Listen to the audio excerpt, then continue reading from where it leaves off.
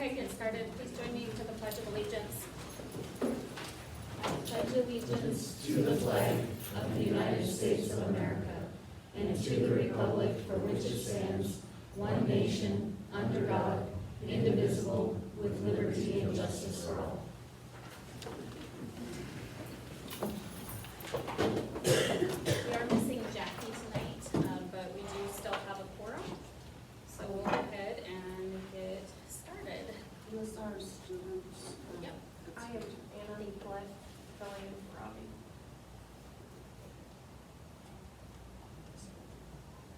How do you spell your last name, Amber? Plutt. Thank you. Is it one N or two? One. Welcome. Thank you guys all for showing up tonight. At this time, I'd like to thank you for all joining us tonight. We do have a couple items on the agenda that we need to get through, and we do appreciate you supporting us. First item is public comment. I believe there was possibly one submitted. Yes. Is that in relation to an action item or just in general? Public comments and general comment. Okay, go ahead. Come forward. Thanks. Josh Skidmore, how are you doing? I got a couple of questions. Down on the bottom it says trustees Friday meeting. My understanding is that the meeting was done at like 8-ish or so, a little bit before that, but then a quorum of the board stayed for approximately an hour and 20 minutes afterwards. According to Mr. Mayhew's email, he says that we should just call it a social session. A quorum of the board is present and any business is discussed. That's a violation of open meetings laws. Everybody should know that anybody more than 3 is a quorum and should not be put in the same room, let alone for an hour and 20 minutes. I find it hard to believe that for an hour and 20 minutes, that the only thing that was discussed was a social engagement. Next one, on the regular scheduled meeting, the crisis plan went out. Do you guys know that that is one of the few documents that cannot be FOIA'd because it directly affects safety and security of buildings, staff, and students? I don't understand why we've never put that out before. What are we gonna do to remedy that? Now they know our reunification point, they know evacuation places and everything like that. I have 2 kids in this building. The whole point of being a school is being a harder target than somebody else so that the ne'er-do-wells go somewhere else. We just gave them the playbook. I do not understand that. Next one is action item 5. The chair is asking that she have permission to negotiate, but the salary's already been set. $88,825. Was the authorization given before that?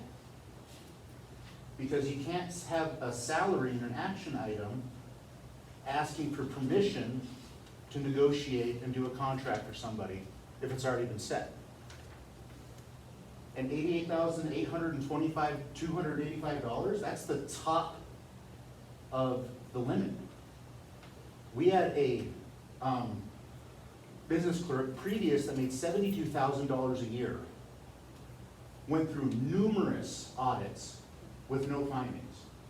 Yet we want to pay somebody who has not proven themselves yet, done 0 audits, and pay them the top of the scale. That seems a little ridiculous to me. And the last thing I have is the action item 1, please link the TFS. That wasn't linked, so obviously, hopefully it's going to be tabled until it can be put out to the community. What are we doing about the violation of MCA 20-9-213 Part 6? Does anybody know what 20-9-213 Part 6 is? It's the trustee's responsibility relating to fiscal responsibility. So Mr. Skidmore, we will speak on that when we get to that item, so. Okay, that's nice. I'm just saying, I called the county and nobody put in for an extension. Okay, thank you for that information. It was due on the 15th. It's now the 20th. Now we're probably gonna get dinged for the first time on our financial audits. 20-9-213 states trustee responsibility. I yield the rest of my time. Thank you. Any other public comments submitted? No, I didn't see any. Okay, sounds good. We'll go ahead and move on. So we will move into actionable items, TFS, and the budget, those two items. Mr. Mayhew, if you would speak on that. Yeah, I would love to. So on those first two items, we are gonna have to, I'm gonna ask the board to table those. Rather than talk about anything other than solutions, my solutions are, we have a meeting tomorrow morning at, in between 9:30 and 9:45 that are working with two OPI people to help us get through this process. On Monday, we have our accountant coming in after 2:30 in the afternoon so that we can go through the previous year's budget.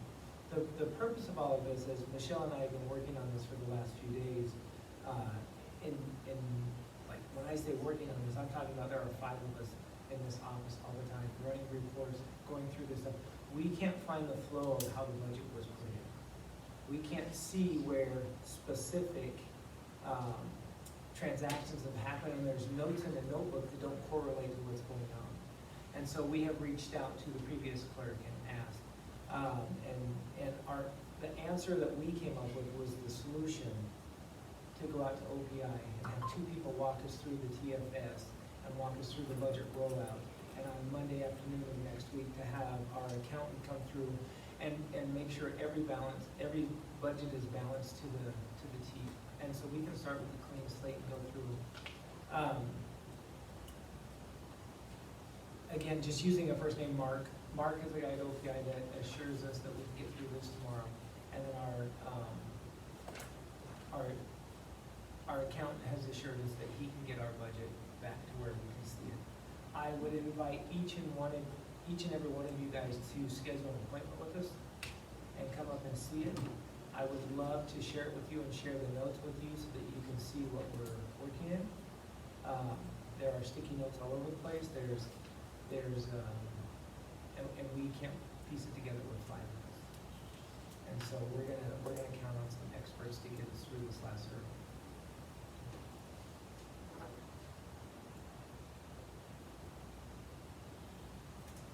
Has anybody spoken with the county about that missed August 15th deadline? Yes, matter of fact, I called Hank myself, and I have an email showing that he and I have discussed this.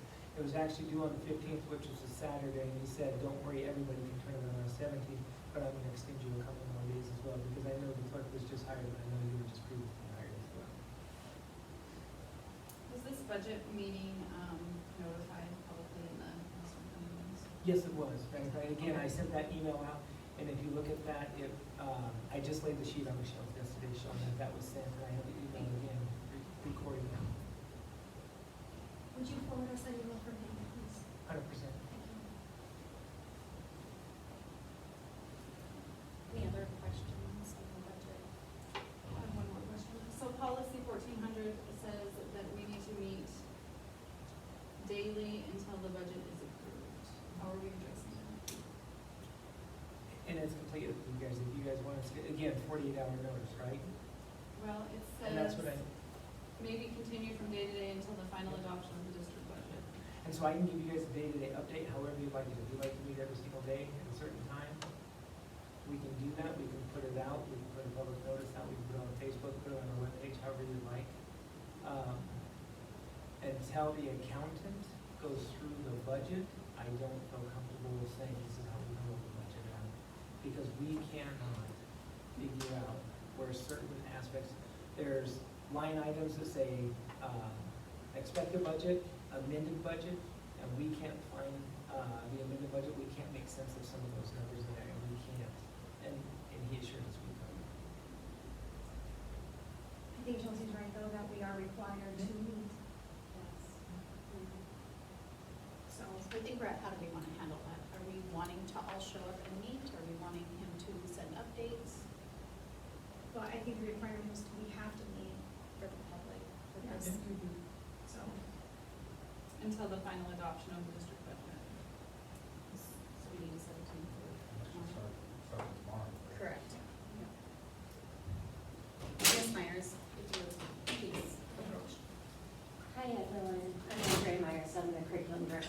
district. Also of note is Yellowstone County can't calculate the mills until our budget is submitted. So no other schools in Yellowstone County will get budget disbursements until we finish our budget. So that's kind of, could be problematic for lots of us. So what, evenings? Probably half hour until we're ready. Tomorrow night. Tomorrow night. One exception, I would have to ask for, I have to fly out tomorrow night at 4:45. Okay. So are we able to meet on Zoom, or is that not an option? Electronic is in our policy. I can do any time of the day now. What, we need to make sure we have a quorum, so I what, can do it. And I land at 6:30.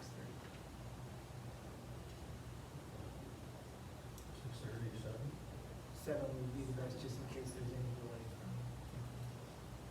Thank you. 7 PM? Perfect. Yep. So if I won't be there, will there be There should, people? Michael, 7, Dave, And who's sending out the link? You do it on Zoom? just like, will you be there at 7 tomorrow? Yes. Okay, and then we'll need to get that link posted. Yep, Yeah. so I can get that ready and get it posted tomorrow. And again, just as clarification, we'll post it on Facebook and we'll post it on all the sites that we currently post on. I think it's emergency, and we'll have to clarify, but if, And that was the question I asked at the beginning, and I said, what about 48-hour notice? And it says we have to meet daily, so we'll post it. There and are if we do- exceptions to that rule, so I'll look it up right now. Okay, and if we do that meeting, again, if we do it through Google Meets, I can record it as well. It just says the meeting will be continued, so I don't know if you adjourn it, or. I mean, we still have to, and then we have to re-pick it up, but. Okay, any other questions? Okay, so I will take a motion to table the TFS as presented, well, it wasn't presented, so the TFS. I'll motion to table the TFS and the budget. Can I do them, or they have to be separate? I have them separate, please. I have a first from Charity and a second from Dave to table the TFS. All those in favor, or, sorry. Any questions from the public? Any additional discussions from the board? All those in favor say aye.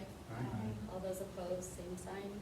Okay, we will go ahead and table that and meet tomorrow at 7 PM. Montana Code annotated 20-3-322, section 6. The financial meeting doesn't qualify for an emergency meeting. For the purposes of this section, unforeseen emergency means a storm, fire, explosion, community disaster, insurrection, act of God, or other unforeseen destruction or impairment of school district property that affects the health and safety of the trustees, students, or district employees, or the educational functions of the district. So there's gotta be 40 hours. Well, it says daily, we get some legal I was guidance just on gonna say, that. would you guys like me to contact Larry or? Yeah. Leah And I'm or- referring to the Lockwood policy. Yeah, I think we need to lean into legal on that Okay, one. would you like me to give, text which one? You can let me know and then I can distribute it. Or you mean I'm there, sorry, oh, which attorney? either one is Okay. fine.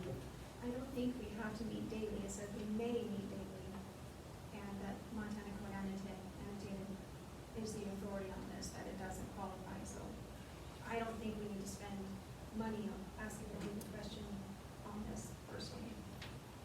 I think it's clear. It's not gonna take much, but go ahead, Dave. I guess, yeah, if the wording is may, then it's not will. The other wording for me? It's maybe, Okay, it's may. maybe continue from day to day until the final adoption of district budget. Then that we don't even need to be. So then I can send an update after we have the 9 o'clock meeting tomorrow, 9:30 meeting tomorrow. So that's Comfortable with that? I'm comfortable with that. Okay. Are you guys comfortable with that? Mhm. Yeah. Okay, sounds good, we'll send an update then. Okay. Thank you. And then the next item is to approve the 26-20. Yep, we voted. The motion passed to table it. The next item is the 26-27 budget, so I will take a motion to table the 26-27 budget as presented. Or not, sorry, as presented, as discussed. A motion to table the 26-27 budget. Is that you, Chelsea? I have a first from Dave and a second from Chelsea to table the 26-27 budget. Any questions from the public? Any additional questions from the board? I do have a question. So at what point that it's just not working out with what we have here, that we hire externally? That's what we're doing. That's why the Okay. accounting is coming in. Okay. That is why we are getting the people from OPI involved immediately. Normally in the school budget, it's pretty easy to follow it. They're not sticky notes, there's not arrows, there's not stuff crossed out. And that's what, as we're going through this process, that's what we're trying to figure out of those things. And so the accountant, it was recommended for us to reach out to the accountant, that's what we chose to do. Happens to be he's on vacation, he won't be back till. And so 2:30 in the afternoon is the earliest he can meet, and so we scheduled him. And the OPI group, so currently we've been working with Maswell, OPI, my previous clerk to walk us through some of these steps and make sense of everything. And I have reached out to other superintendents first as well. And at what point, like, are we losing funding, losing whatever? The 25th is the big deadline. Okay. And so the way I'm seeing this roll out, we should be able to have, according to the OPI group that we're working with right now, we should be able to have the TFS done tomorrow, which would help align part of the budget. And then at that point, on Monday afternoon, we'll meet with that budget and we will be ready to go. And so it would be wise of us tomorrow to decide if we want to schedule a meeting for Tuesday, the 25th. That would give, and again, the 48-hour notice, when I checked with Debbie Silk last time, we could schedule that meeting on the weekend and have the 48-hour notice. Yeah, I was just gonna say, can we just verify everybody's availability on the 25th? We can schedule it, I mean, get it prepared, and then if we need to cancel it, we can always cancel it. Evening? Or days? What works best? I'm available in the evening. You're available on This evening. evening? 6 o'clock? Are you available on 6 Yep. on Tuesday, the 25th? 100%? 6 o'clock? I work that night, but I can, But that's the deadline. I'll try That's the to. deadline. Can you zoom in? So do we need to meet in the morning? Well, the deadline's 25th, we're not trying to meet before that, Yeah, we can. The 24th. 24th. Tentatively scheduled for the 24th, which is great, and then I'll have more information tomorrow after our meeting at 9:30 to make sure that that's complete. 24th at 6 o'clock?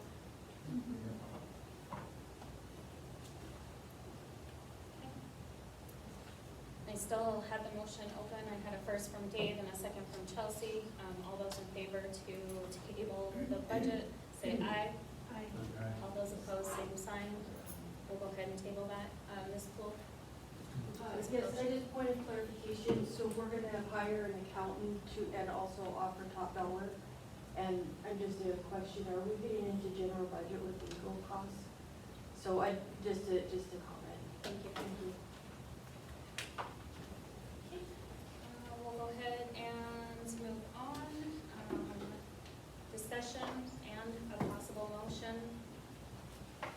So this item's been placed on the agenda for us to discuss, to choose one district legal counsel. We have many different options available for us to support MTSBA, we have many different options available to us. MTSBA does have legal support. Bell Martin has been our counsel for a while now. And just as an individual trustee, I saw the need to bring this to a decision of the entire board as choosing a legal counsel that we can continue to move forward with. Bia has been excellent in different questions that we've had. If Larry wasn't available, she also provided provided us with some guidance on training options and even given us some free services with handbooks, policies, and general questions. Her financial prices are similar to Larry Martin. I do not suggest that we move away from MTSBA currently, but utilize VIA where legal counsel is needed. For us to continue working with her in a greater capacity, she recommended we put this on the agenda for action for the entire board. So she is just asking that we vote on this so that if we have additional costs with her, that we agreed that we can utilize her. I motion we hire a legal offer for our district council. Your second? Can I ask a clarifying question? Yes. We have current situations that we're working on through Phil Martin. Can I continue working with Phil Martin on those and anything that arises I can work with? Yeah, so I think that we definitely need to figure that out, or you guys need to figure that out. Bia just said again, you know, for us to legally want to contact her with those policies and procedures and handbooks and stuff. Yep. I don't think we're in a position to hire anybody until we see the budget. Outside of our, usual school district and what is needed for staff and the people on this campus. And just to clarify on that, doesn't mean we'll be charged a retainer or anything else, but I do appreciate your feedback, Stacy, But it's still to hire, so she will be charging. for certain things, yep. So what's the breakdown of what she will and won't charge for? And I think it would be handy, or it makes sense for us to have like, I think the board and the committee need to see how much money has been spent on legal services for the last, we'll say, 2 years. I think we tried to kind of get a breakdown of that from Larry, and he didn't separate what has happened. He just indicated it had been. So I don't know how we're going, I mean, I think we already reached out to him, he emailed, right? I see what you're saying, legal services in general. Yeah, Yep. and also who is reaching out, like what board members, and for how long are we talking, what's the topic? Because we could have one board member spending $15,000, and like Dave couldn't go out and go on a $15,000 spending spree on behalf of the board, so I don't think it should be any different with legal services. And I'd like to see that circulated, whatever was discussed with legal, shared with the rest of the board. Absolutely. Yeah, because otherwise we're just having to trust somebody's interpretation of a discussion with a lawyer, and, there's always more than one interpretation that people can take whatever direction they want and run with it, so I think there need to be more hands on deck if, I don't think one board member should be Privy getting to- us charged $275 per hour for something that maybe doesn't need to be done, or is being asked again and again, of an attorney, they're going to say, I've answered this before, they're gonna keep billing, that's their job. So has the process in the past been to go through the chair to connect or to contact legal services? Or the superintendent. Or the superintendent? Correct. Not with NTSB, no. If And that's anybody- free for 1 hour? Or 2 1 hours? 2 hours, it's certain things, I kind of looked at it a little bit. Yeah, if you click on that link under Davisville MTSBA, there is it's a combination of a bunch of emails that she had shared, that Deborah had shared, and it breaks down, like, we have a yearly fee there, and it does break that fee down into what it includes and how that money is used and what it entitles us to. And so she did, there was a communique that she had with Kelly that explained some parts, and then she communicated with me and explained some parts, so I just put it all in one document so that we can see the price. I think for full transparency, we need to know who's contacting legal, how much time is being spent, and approving their bill. Right, so I heard over the past 2 years, do you want a 2-year, like, a breakdown of like the last 2 years of what has gone out to legal services? Because we can run a report and just pick those, we know it's either gonna be via MTSBA or Phil Martin. And I think it needs to be broke down as to the non-renewals, That, training. We're gonna that, send a monthly invoice. That Yeah, I can't do on the invoices, that I would have to do with each group individually. So I do have, because that was one of the tasks that was sent to me, so I do have that email out to Larry right now Okay. about can you break this apart or just this? So I have, in that question that was asked, I have the contracts listed, but I don't have the legal fees on just that specific topic. That's what. And I'll say. carefully redacting any names that are not board members, if you're That would. in the billing. Yeah, that would not be, that is just informational right now. At this point, there is nothing other than just seeing how much was spent on just this process. And can we have a breakdown of what is being spent on legal fees moving forward for every month at our regular board meetings so that everybody can see? And so there's two ways, and again, we didn't talk about how you want to see that. There should be a line item of any expenditure going out, what is for, like it would say Belmar, or it would say via county, or anything of that nature. We can highlight those so you can see those individually, or we can run a separate sheet with just those for the. Either way. Okay.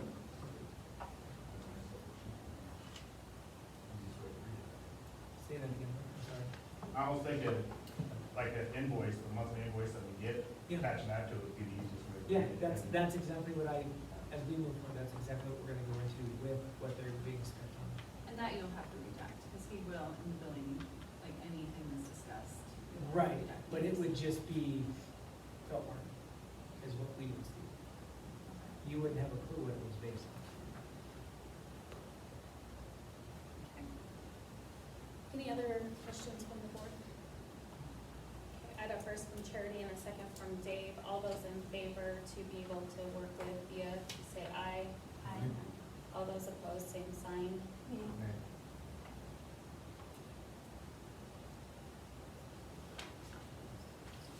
So I had a nay from Stacy and Mike.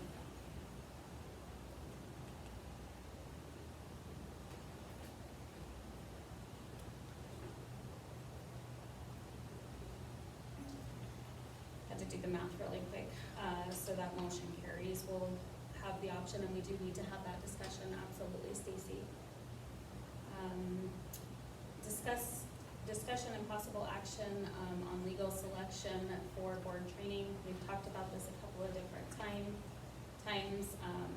So looking at, the different options here, so legal selection, we have Via Caliva offers board training, board and administrative training.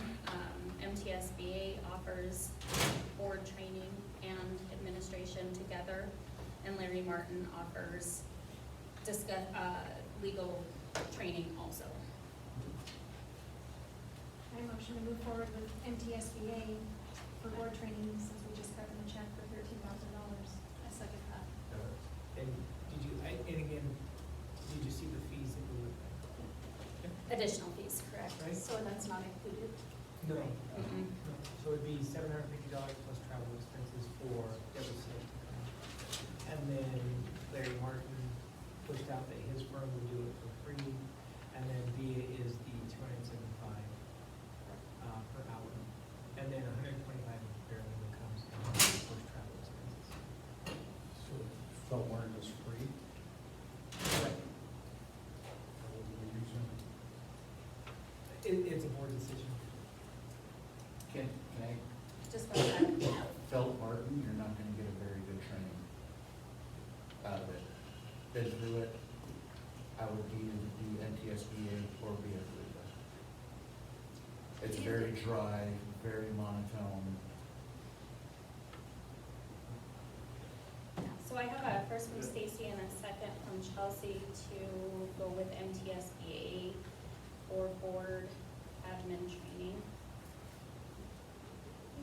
And thank you, Mr. Skidmore, for that information. Any other comments from the public on the choices? Ms. Poole, please approach. I received the MTSBA training as a board member, it's excellent. It has a really, bottom line understanding of what board training 101, open meeting laws, huge, easy to understand, and great support. Thank you. Thank you. Any other discussion from the board? Those are my same reasons also. The website itself is user-friendly. They have hundreds, if not thousands of hours of good, great resources. And I also think we need to be utilizing that with the up to the free hour. Yeah, I think that, we kind of talked a little bit, and I did a little research, so I'll send it out, when I get done with it, a little bit more about what MTSBA does offer. I know it was presented at one of the meetings, but, policies, handbooks, meetings, legal meetings, trainings, yeah, so I think that that's a great choice. I do have a question with policies and handbooks, obviously, those need great attention. Do we have to stay with, if we go with MTSB for training, we can still go with somebody else for looking at our stuff, or do we stay with, is this to stay with one person? No, I think it's, again, if we choose as a board to revamp or look at our policies holistically, then that would be another discussion of what, where we want to go. And I'm sure the same firms offer the same type of services on policies. I have a question. So from my understanding that Deborah offers great training on, policy and stuff like that, and Via offers great training on this, and that, on the third. So it sounds like there's different expertise. So are we saying we want to vote tonight on just one specific lawyer for all of our training? No, Or we're is just, it the upcoming training? the upcoming training. Yeah, we've talked that we need to engage in some, board administration training together as a group so that we can, keep moving forward. So that's what that's about, Mike. Okay. All those in favor with MTSBA, say aye. Aye. All those opposed, same sign. Charity was a nay, and all others were in favor, so that motion passes. Would you like me to contact them to schedule, give it, schedule dates? Yes, please. And then I will put that out to the board and the admin team at the same time to see where we can all work together.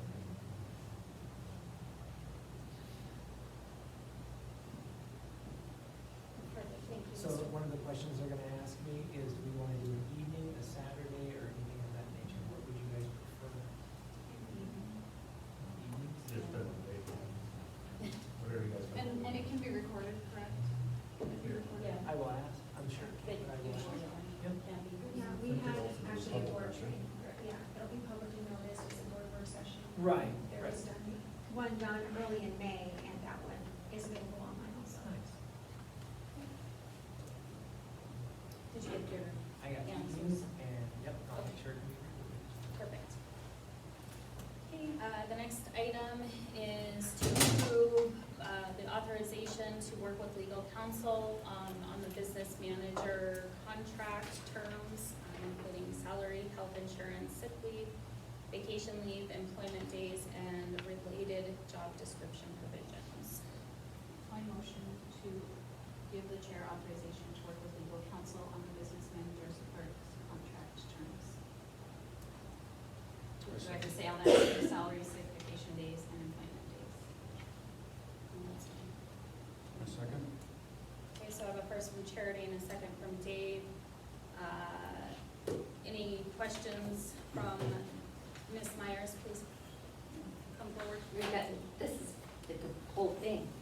I just want to make known to the board that we had a lot come up with our health insurance benefits as administrators in this district just a couple of years ago, and a lot of our benefits changed because legally we discovered we are allowed to get the same benefit as the non-unionized classified staff, which is more or less our secretaries, which is an 80-20 health insurance benefit. So that would be the group that our business manager would now fall in, which would mean if you gave her full single health insurance, it would be illegal. So I just want to make you aware of that. Or I guess we would all be eligible for full single health insurance at that point in time.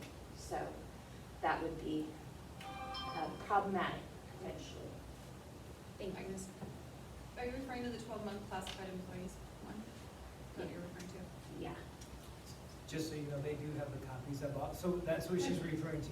Yep. So- Yep, Yep, exactly. So teachers in the district get full single health insurance paid, which would personally benefit me, honestly. But we get what classified, non-unionized classified get. So, Sounds good, thank you for that. yep. Mr. McKee, please approach. Shane McGee. I would like to respectfully ask the school board to explain how the offered salary of $88,285 for the business clerk position was determined. I believe the community and staff deserve to understand the factors, comparisons, and reasonings that went into establishing this amount. Some important questions should include what salary scale, market comparison, or study was used to arrive at that figure. How did the proposed salary compare to the salary of the previous business manager who was making approximately $10,000 less and also had the experience and knowledge in school finance? What additional responsibilities, qualifications, or changes made to the position justify the approximate $10,000 increase over the previous business manager? Were salaries compared business clerk manager positions in neighboring similar sized school districts? If a salary range or formula was used, I would appreciate an explanation on how that 88,000 figure was specifically calculated. There is also an important issue of consistency and transparency that I believe should be addressed. In the past, the former school board was asked these same types of questions regarding raises given to administrators. The community wanted to know how these salaries and increases were determined, what comparisons were used, and what justifications supported those decisions. What is particularly important today is that some of the individuals who are asking those questions are now sitting at the front of this room as current members of the school board. Because of that, I believe the expectation for transparency should be the same now as it was then. If the community expected answers and justifications from previous administration and board regarding salary increases, then the current school board should be willing to provide the same level of expectation to the community. Thank you. Thank you. Ms. Poole? So this sounds to me like it's an individualized negotiation, and when admin came, we are not allowed to negotiate individually. So it just seems not equal treatment. Thank you. So I had a first from Charity, a second from Dave. Mr. Skidmore, please approach. I just want to know how the chair was negotiating these things or came up with them before they had authorization to do this on behalf of the board. Because right now, the board is authorizing the chair to work with legal to come up with a contract, but there's already stuff filled in. That was done previously before the authorization was given. So I'm just curious about that. Thank you. Okay. When we left the last meeting, after it was decided Michelle was to be hired, it was my understanding, based on what the board had decided, that Steve would be the one negotiating. Correct, and he asked to bring it to the board for the specifics, and we need to look into the health insurance a little bit more. So then it's for the board to work, not just you. Because this is for this year, that's the recommendation Right. of your authorization. Yeah, so there's additional questions that need to be answered legally on this. Such as, The health insurance, understanding that the sick and vacation days. so, but why is it you rather than Steve? Yeah. Because that's what we had decided at the last meeting, was that Steve was to negotiate. Right, so it was recommended that I bring it to the board. So you recommended this, Steve? He recommended that I bring it to the board to offer, can you explain what we discussed? Yeah. I recommended a different salary. What salary did you recommend? Step 1, 69 and change. As it went through that process, I said, I don't have the authority to change that decision. That's That's not my decision, that's the board's. I was going off a matrix that was approved by the board. That is it. When you follow a matrix, it's as easy as possible. You look at past experience. I can relate that to teaching experience or administrative experience. If I'm hiring a teacher and they work in a daycare, I don't count that as teacher experience. It's not the same job. So then, Lacey, 88 to 85 is your recommendation? Correct. That is the recommendation to continue to work with legal on the the matrix. I guess I'm confused, because you needed our permission, well, how did you say it? You I needed, cannot change anything on that matrix. I cannot adjust. I don't have the authority to accept things that are not. I can accept, so you needed the authority to count experience and So, education on the matrix. I can only count experience as school, in this exact situation, school, business, accounting experience. Mhm. With the resume and everything I had, it was at 0. For you guys to accept that, that's the board's decision, not mine. I So- can So go to how the was the matrix. past matrix put into effect with individuals who didn't have that experience? Let me ask that So, question. so let me go to my experience, Okay. right? Mhm. My experience, I offered the position to another person. He had 12 years' experience. I offered him that salary. He declined because that salary is too low. 12 years experience. He had 12 years' experience in a school business administration setting. Was this matrix shared with us and I missed it? It was shared with me, Okay.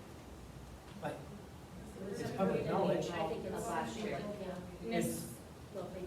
Well, I think this issue has come up before, and it's been asked that the matrix be shared or be dissolved, because this is not the first time that people have been hired and not put on the matrix. So it was a board approved several, it wasn't just the clerk. So I think, and I think I mentioned that even in the interview process, that if we're gonna use, it needs to be transparent and universal. But again, this is not the first time this has come up.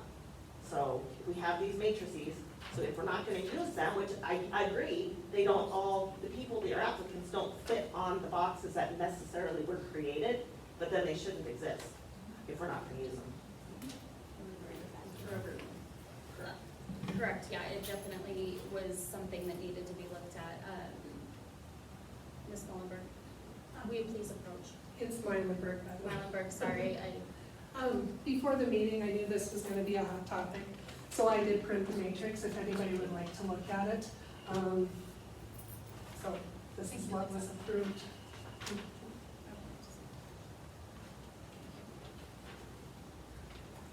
Ms. Fox, did you have a question? I have a statement. Okay, will you approach, please? I feel like Jenny Fox, primary principal, I feel like for the sake of transparency, moving forward with this process with just one board member in charge is absolutely not transparent. It's not transparent to your board. It's not transparent to the community. It's not transparent to your staff. And I want this board to be held accountable just as we are. So I would think that it would be more than one of you negotiating along with Steve, but really there's no negotiation because there's a spot for her on the matrix. Right, and Jackie was with us and is not here tonight, but thank you for that. Okay, so I had a first from Charity and a second from Dave. All those in favor say aye. I still. Just okay, all those opposed, same sign. Nay. There's, Oh, just a sec, please. Yep, just one sec. Chelsea, did you vote? No. Okay, what is your? So if this is approved or not approved tonight, then where do we go back to? If this is approved tonight, her salary is $88,285. Yes. That's step 12.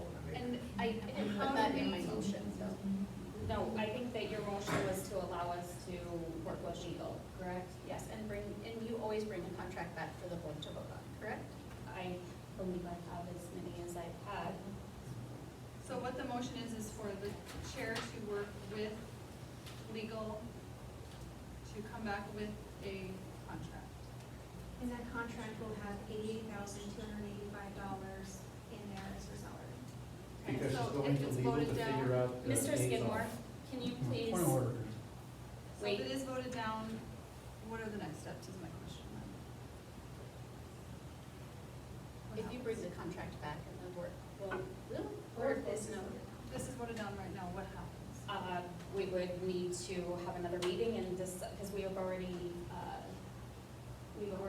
approved her to be hired, so we would have to have another meeting to discuss the contract terms.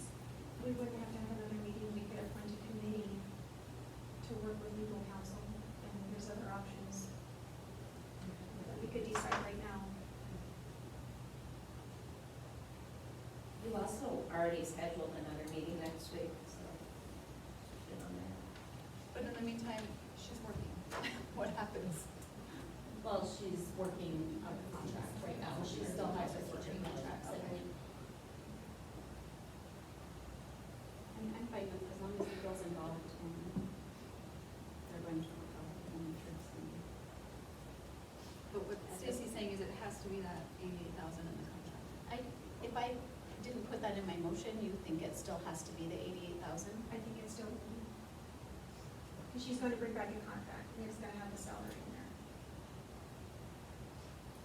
So then at that point, I guess we can vote to not accept the contract, but I would hope legal would know what they're doing. I guess I don't know what else to say. So that's the reason I'm comfortable with it, is her 15 years of experience. Not all experience is in a school district, but it is experience in the I same. haven't seen her resume, so how do I know she has 15 years experience? Okay. Now I have. No, It I wasn't haven't shared. No. And I It was was on the shared hiring in committee. anything, it was shared. There was an application and a cover letter, that's what was shared. We do not have a resume. So with consistency on that, what do I do when a teacher applies that is working in a daycare setting or working in a home daycare setting? Do I come for this teaching as well? So I think that's where there was confusion in all of the matrices, is that correct? There was, no, there's a procedure, do we have a procedure that states? Okay, because that was something that I had also asked for, is a procedure And on. I'll be happy to explain it. Yeah, please approach, Lisa. So when a teacher comes in and they apply, we look at all of they have to submit official transcripts and they have to get verified employment from their previous employers.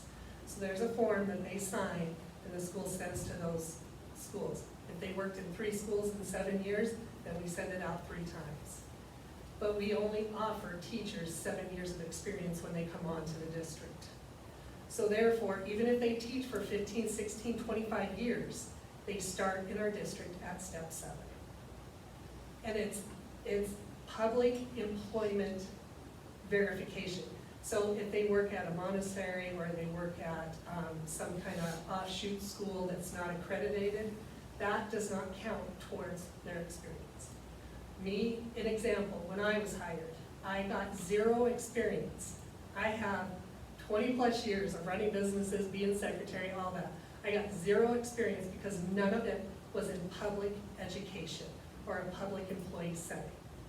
So when we have a janitor come on, we can accept years of experience if they were a janitor in a city courthouse or something that's public employee related.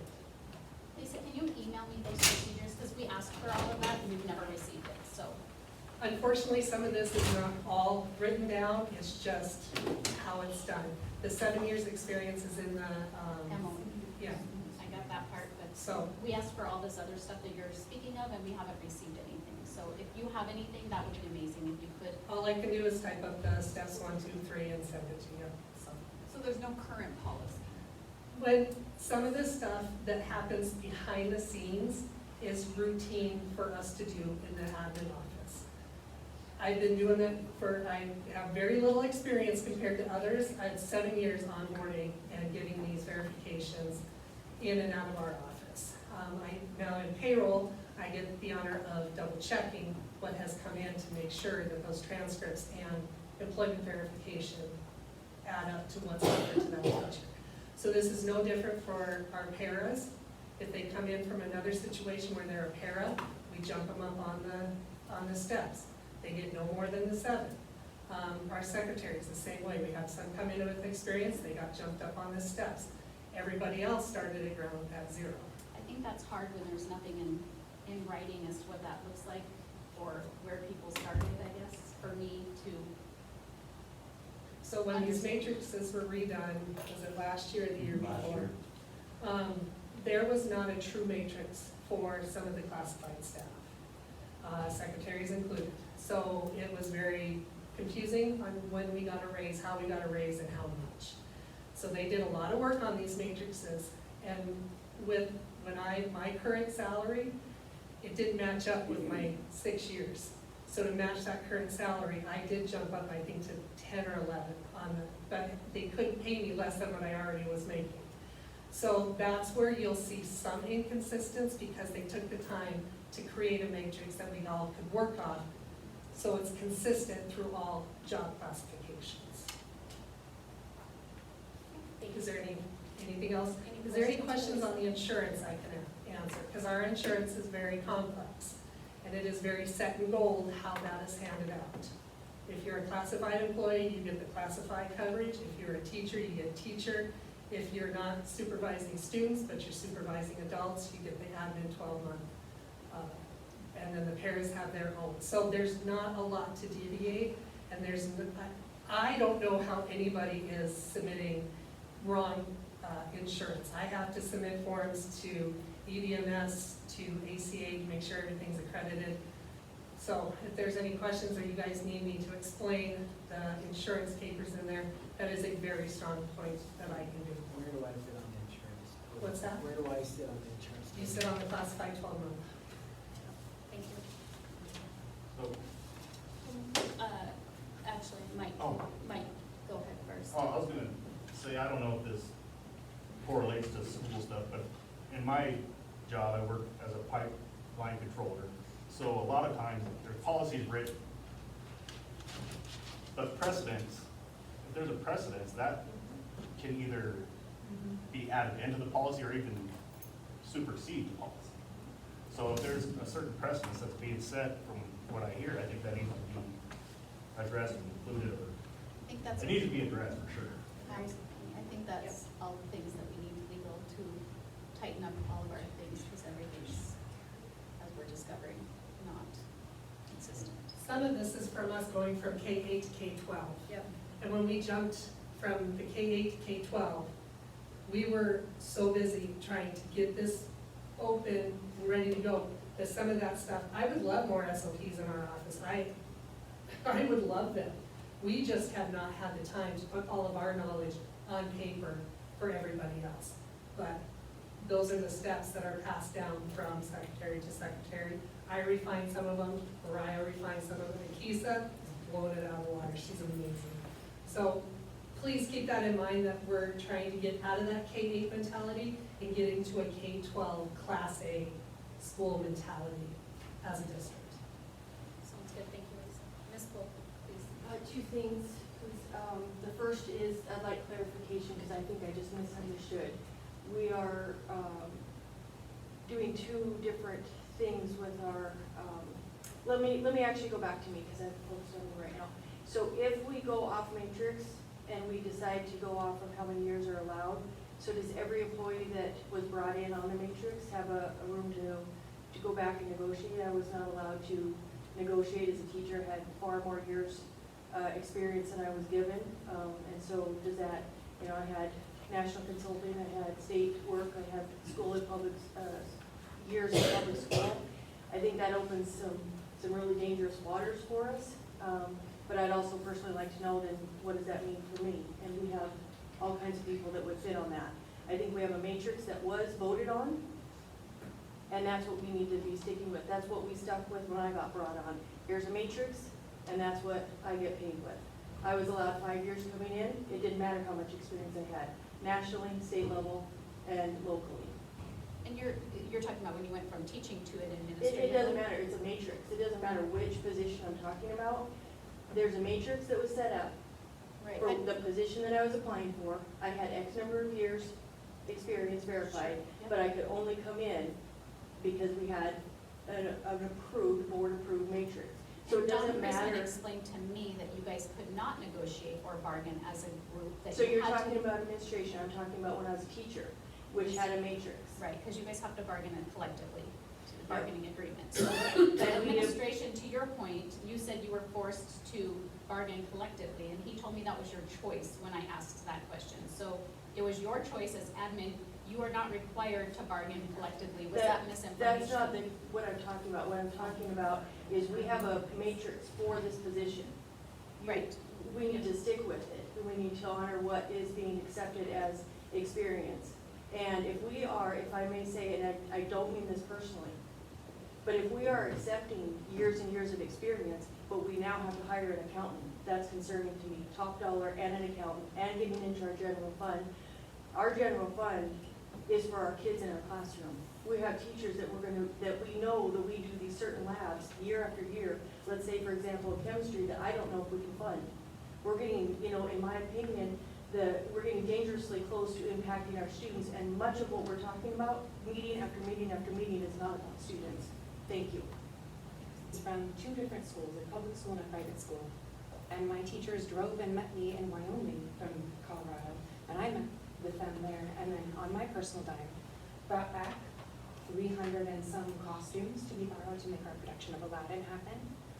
During my free time, after school, I fundraised so I could have a budget to provide for these wonderful children. I have nothing. And you are considering jumping through matrices for administration that move mountains for me with nothing to do. And it's very frustrating for me to see. And I have no experience and I have no idea the amount of work that you are putting in. But as an outside perspective coming in and watching this, it's pretty heartbreaking. Thank you. Thank Could you state again, I'm sorry, what building you're in? I'm in the intermediate building. Okay. Thank you. And no curriculum? Well, state curriculum, Okay. state curriculum, but you go by state guidelines, so everything is being met.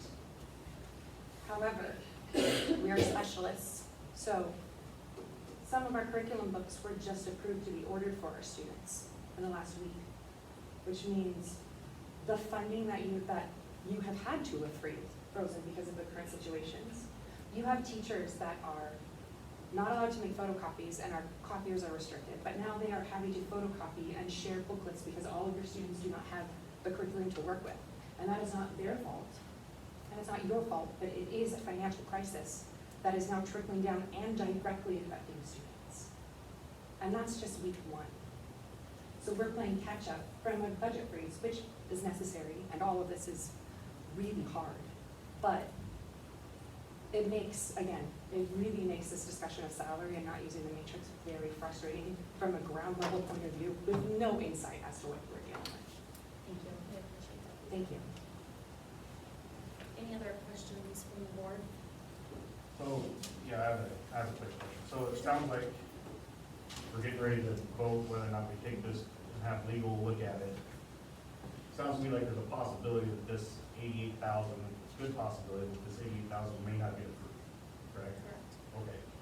So I guess, just in the effort of saving time, can I ask if she would even accept it if it wasn't that 88,000? Yeah. Believe you can. Okay.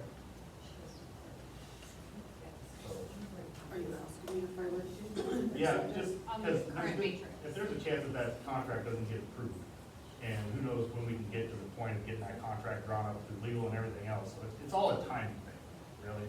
I don't think So, that's answered. and I don't wanna put you on the spot and feel, Yeah, I you think know. I think the question is allowed, but I would caution us from getting into that here.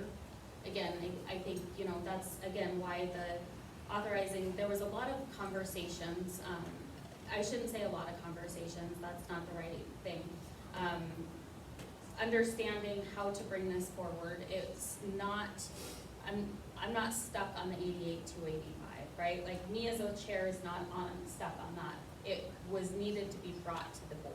So that's the reasoning behind the information there, and needing to get authorization to have additional conversations related to this. Point of order. Ms. Poole, yes. Because I'm not certain if this is true or not, but because we're asking a question about someone, I think she would have to be given the opportunity to have this out in a public meeting, or if it's a closed session or later time. Yeah, I would like to go into closed I would say session. go into a closed session so we could try to get this, instead of kicking the can down the road. I mean, Mr. Mayhew has another option if this one falls through, I mean. This has gone on So too long. Yeah, it's gone on too long, we need to get it. I do have a get question some before we thought. move forward. I reached out to a ton of superintendents within Montana, within Wyoming, within North Dakota. And my question was, who negotiates their salary? And there's only one person in the district that negotiates their salary. That's you, right? There we go. So why are we, I think that's what we need to stick with. Great question. Yeah, that's fine.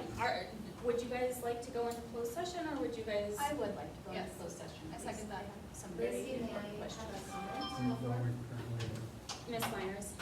Yeah, I think one thing you might need to consider, to Mr. Mayhew's point, who you hired to run the district, if you want to go in closed session and negotiate a contract with this employee right here, you open the door to negotiating contracts with every single one of us who is not unionized. I have questions. that So, I need to ask. Yeah, I am not a unionized employee. Our admin team is not allowed to unionize in the state of Montana. So we have been kind of coming forward and saying, if you give us the raise you gave teachers, that'd be fantastic, right? We can't negotiate at all. We have no right to negotiate with the board. If you want to start negotiating with individual employees who are non-unionized, you're opening the door to that. And that would be your choice, but I think it probably is a dangerous road when we have trusted in the past that our superintendent would bring forward a recommendation, and I've been here 7 years, my 7th year, and whatever the recommendation the superintendent brought forward may or may not have been approved, but we didn't negotiate with the board or talk to the board about what we got. We got what we got. So, And if I can, I don't know if this would be considered, you correct me if I'm wrong, please, especially those who've been here. I don't know if this would be negotiation, I'm curious, is if this doesn't pass, would she even accept the job? That's just so we can move forward, and this may be the wrong way to do it. I Anytime totally, you're talking money, that's a negotiation. yeah, I totally get it, but then, I don't want closed What for if I- negotiation, I want closed to come up with a plan. We can't. Yeah, you can't. Can't. No, we don't have to, so. It is part of our code of ethics to recognize and respect the responsibilities. You can't deviate from this. Only the board can approve a salary period than what I can approve. Okay, what does that look like? Can you explain to us what that would look like? If you come to the board and you say, this is all I can do, but So, clearly. in my past, I would come to this and I would say, I'll look right here and I'll say, business manager. Okay, there's 0 experience in a school setting. I can offer $69,681. I would come to the board and I'd say, I would, and again, if we want to get exactly how it's listed on the agenda, I would say, I would recommend a salary of $69,681. The health insurance would follow with exactly what the district says for classifying. Sick and vacation days follow exactly with what they receive. And I'm gonna turn and ask Lisa, because I know I'm gonna say it wrong, for every month they work, they get 8 hours. I don't remember the whole. So every group is different on vacation as well. I have a really fun job and I love it. So classified staff, as a 12-month employee, I get 10 days vacation, 8 sick, or it might be the other way. That's what I get. That's what I never got to say, I have sick kids, so I want 15 days of sick time. I never got to negotiate any of that. When I was the second, I'm 12 months, so anybody that's like a 10-month employee, their vacation is accrued by a formula in our accounting system. It's set up, they get a percentage per hour worked. Mine, I get 10 out those hours each month. That's how classified 12-month vacation sick works. And everybody is the same in that 12-month, or does it depend on how many years they have been here? Accumulation would be the Yeah. difference. What, it's, yeah. Accumulation's the same, it doesn't matter if you've been here 15 years, 20 years. I meant you would have accumulated more days. Yes, yes. But you're getting the same every year, no matter what? Yep. If you're here 1 day or 25? Yes. 1 year, 25 years. Okay. So, but you might have more in We your. changed that to use it, like, you we're might not have more in your- accumulating those anymore, so we have large payouts, right? We changed that? No. We haven't changed that? We don't get it. Yeah. I get 13 days a year, I can be here 7 years, I can be here 20 years, I'm gonna get 13 days a year until that's changed by negotiation, maybe it moves up to 14, but just because I'm here one more year doesn't mean 1 year I get 13, I'm here a year, now I get 15, I always get the 13. Right, that's do they what's written in stack? there. So if you don't use your third day, roll over. They can roll over 10 or 13. They All have but to use 3. 3. All but 3. Yeah. Now, remember, when they have these payouts, they only get 25% of that payout. And so like for me, I have, mine is different. Mine is not discretionary as classified. It's vacation and sick. I have to be very clear how I take my time off as a classified employee. So when I leave my vacation, I only get 25% of it, but I do get my sick. What you've accrued. Yes. So that's, I mean, they're not, we don't get large payouts unless we have employees that don't take time off for 20, 25 years. Have we seen them? Yes, but those are employees that have been here for years and years and years and years. Decades. So, Decade, really. So following this, because it's a non-superintendent position, I would have recommended to the board this salary, and I would just say it would follow the classified health insurance, sick days, and employment days. So if it's a 12-month, everything's inclusive of it. And why didn't you come with that recommendation? He did. You did. Not to the board.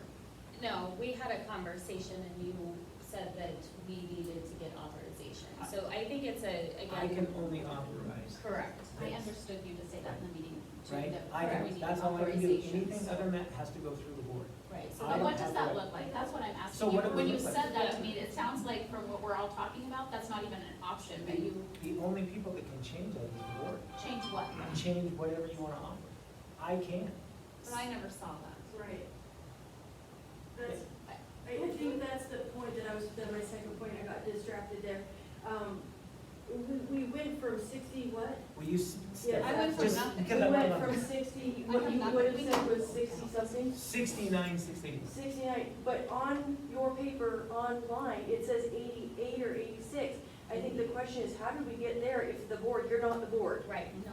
This is the board. So the question should have been, or the thought, or the paper should have been, here's the recommendation based on this matrix, and then you, as a board, the board, Right. that is the authorized, could say, we want that raised. But what happened, from outside looking in, is that that's what the matrix says. The paper then is all of a sudden one board member acting as the board moved it to 80-some thousand, and that is not good optics. Yeah, I think that was very confusing. Thank you for pointing that out. And I will take any of that feedback prior to the agenda going out also. If It any- wasn't clear. We didn't hear until we were here in this meeting that it would have been a 69. So what you see is what's on the agenda. There's already a motion. Yes, I would have loved to give feedback earlier. We're gonna go ahead and, I'd like to change my motion. okay. I actually would like to motion that we as a board get legal help with this, because I have been told 3 different things, honestly. So I am really struggling, okay, to understand this whole thing. You can't change the motion, you have to rescind your motion. I'll rescind my motion and re-motion. Please. I think it would behoove the board to look at all the matrices at the same time. I am Because seeing I this, don't know thank you. which ones you have access to or not, Correct. because I believe there's a lot of matrices that were We've asked for that non-unionized. information, so that is exactly kind of where I'm at. I feel like There's there's information, missing there's information, there's misguided information being given. I'm confused myself. Okay, so I have a, Charity, you rescinded your motion, and then I have a first from you for what is your motion, please? That we contact legal as a board and we get advice on how to handle this. And I will email you with what I would like to see on the agenda for us to vote collectively so that we can start handling some of these things as a board, such as policies, handbooks, stipend amounts, all the things that we've got out there that we're still needing to understand. So then are you asking for a meeting with legal? The Yes, entire board the meeting? entire board meeting with legal, yes. And can I pick who it is, or can we pick via, or? Yeah, put it, what do you want in the motion? Do you have a preference? She has a question. I'm just curious, is legal help necessary, or can we just work with Lisa who has the matrices?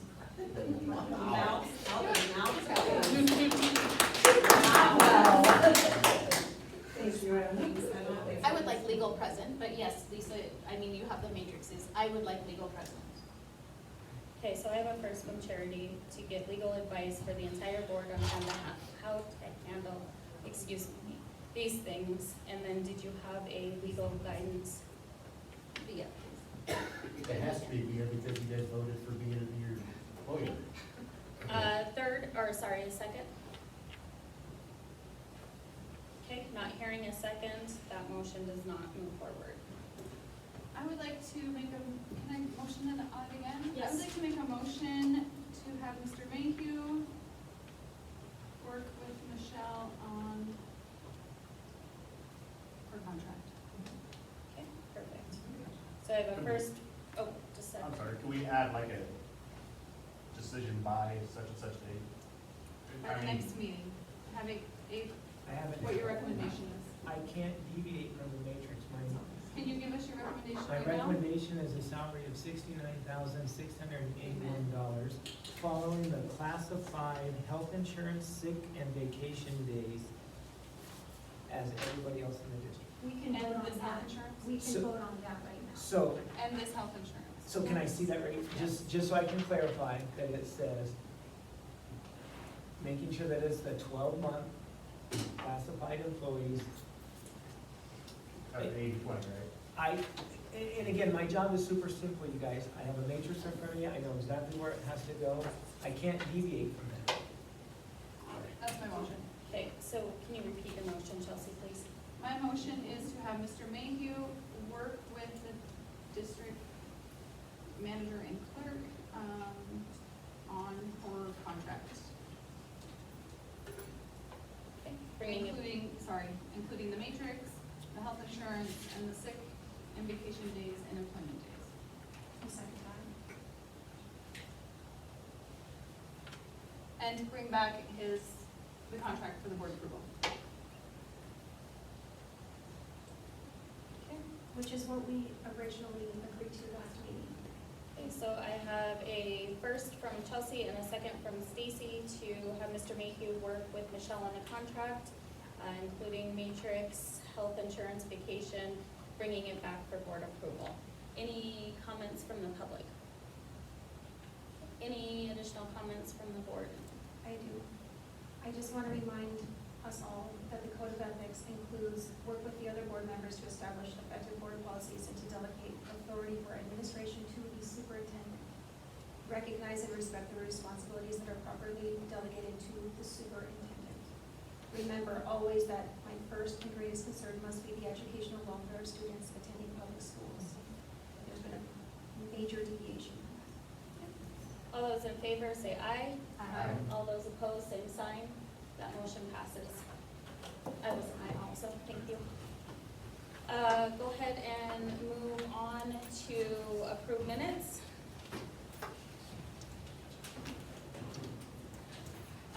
June 9th, July 8th, July 14th. I motion to separate June 9th because it's still incorrect. Okay, this time, I believe that, can you please clarify what you believe is incorrect on June 9th? There is still in committee updates, on, there's no page number. On page 2, item G, Superintendent Jackie, Dave, Stacy, Monday at 2:30 with Calico Law. I was not on any 2:30 meeting with Calico Law. I don't know if anyone else.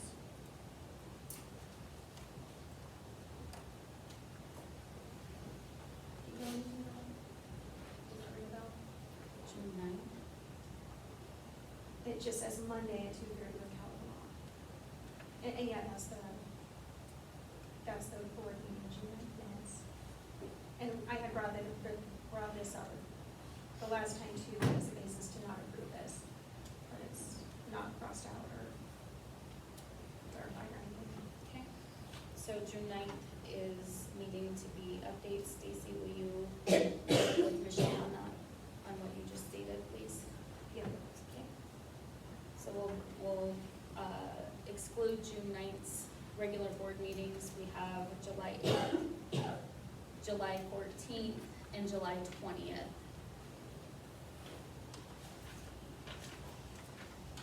I have a question. Am I supposed to vote one way or another on these if I weren't part of the board at that time? I believe you can still, you're now the board, so, yeah, Or you can abstain. or you can.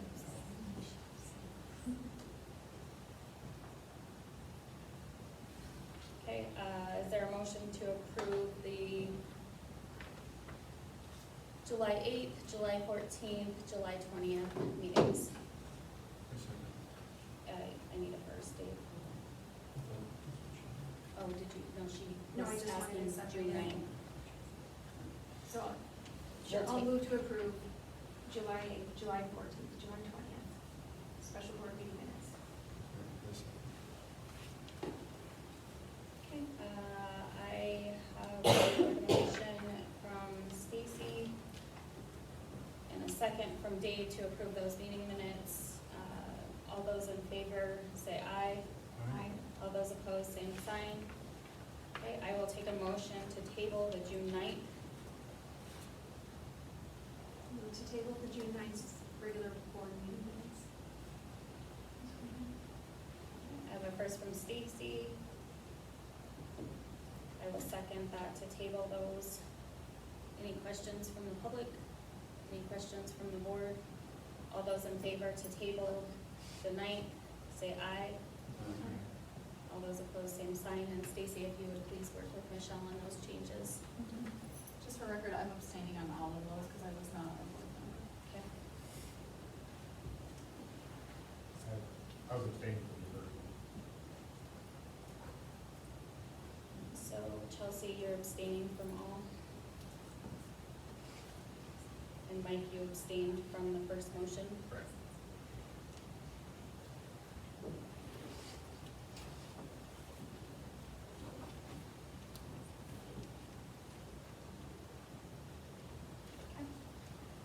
We will move to the substitute handbook. The next, Madam Chair, Mr. Skidmore, yes. I'd just like to raise a point of order to the board, referencing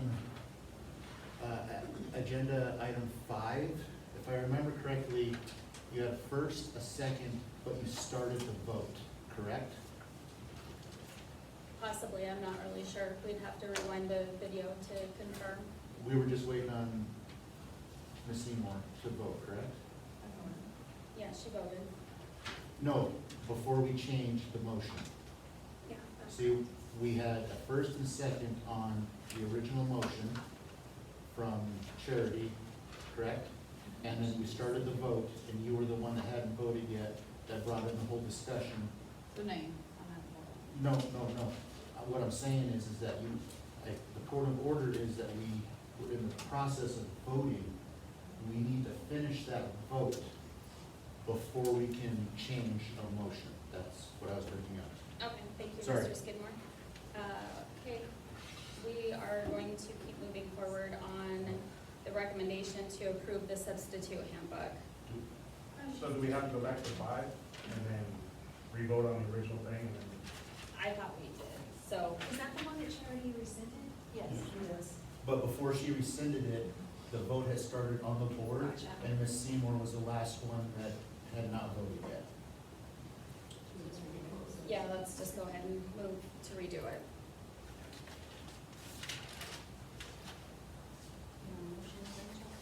Gotta vote on it. So yeah, we're in the middle of something.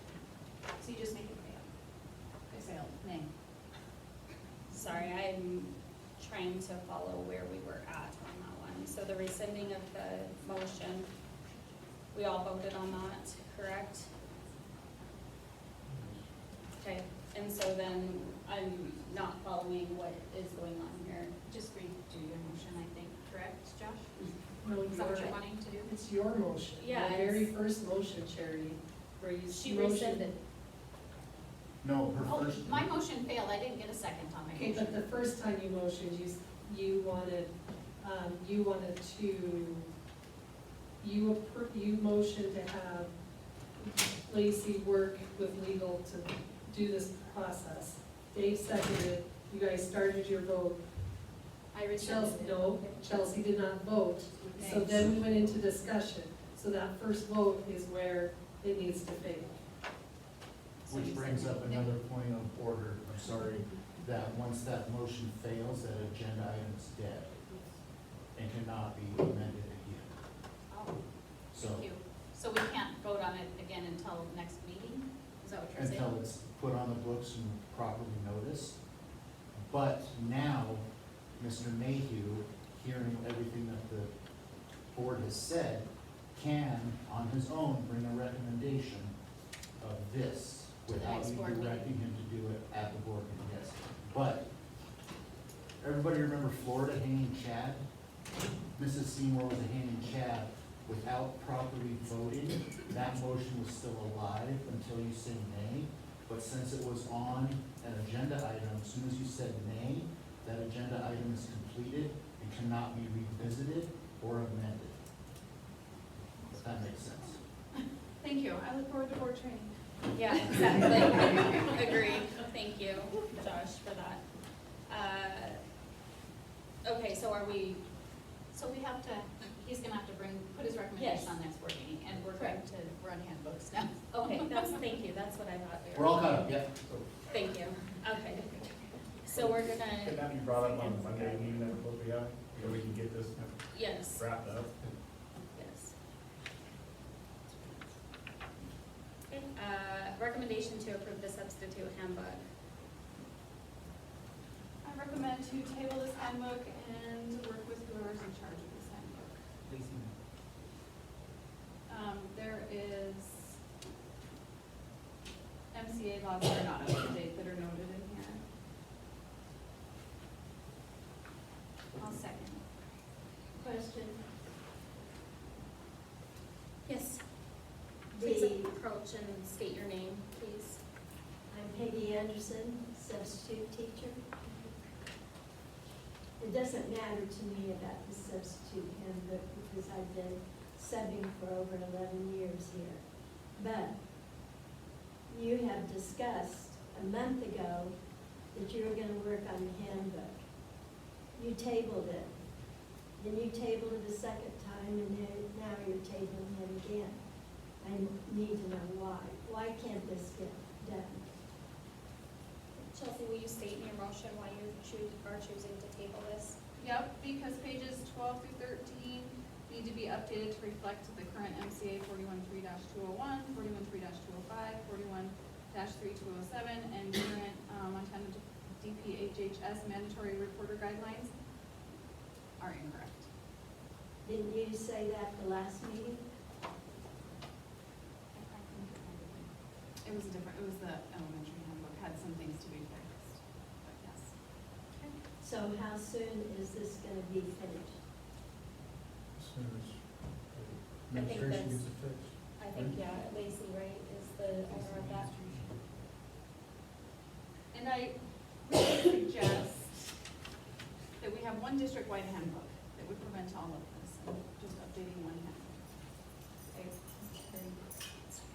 Okay, so I have a first from Chelsea and a second from Charity. Thank you, Ms. Anderson, for your comment. Any other? Ms. Poole? Just point of clarification, it's not an administration, that Lacey is in our district office, but she's not an administrator. Thank you. Any questions from the board? would just add on the discussion that I think it's worth looking at one district handbook so that we are able to make changes consistently in one book rather than having individuals. So that's my suggestion. All those in favor say aye. All those opposed, same sign. Nay, only because I think that we need to get this out to ourselves, and I would have proposed that we approve everything but that portion and update just that portion, so that we can get the rest of it out to ourselves. That we approve it as written pending updating of that, just so we can get it out. Sounds good. All those in favor, oh, yes. Yeah. What do you mean you want one handbook? Because I have to have a special ed handbook. Yeah, I think it's just one of the questions that came up, if you would approach, please, and again, I'll let the individual board members speak to it too, is one of the, I think, recommendations was having one starting point and then possibly splitting it out, but then also just looking at how things were listed in those handbooks. Because I have my own special ed handbook. And the Yeah. importance of it is, it going with the board policy. So as board policies change, then handbooks have to be updated. They don't match at all. So what do you want in one handbook? I think it would be easier to update one handbook each time, that something's getting lost, because none of these policies are up to date, none of the names in these there's nothing coinciding with. Just warning you, we have to have a special ed handbook. Yeah, and I think it was just a recommendation to discuss that a little bit further, but thank you for your feedback. Any other board members want to speak on that? I think that was just a comment that was made. Okay, so all those in favor say aye. Okay, and then Stacy, you are a nay, thank you. Can this be added to Mondays? Can I connect with you tomorrow?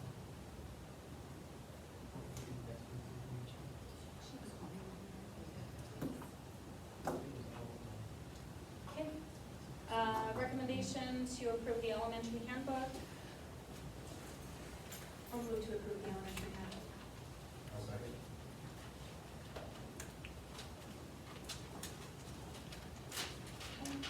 I had a first from Stacy and a second from Mike to approve the elementary handbook. Mr. Skidmore? There are two listed. I would encourage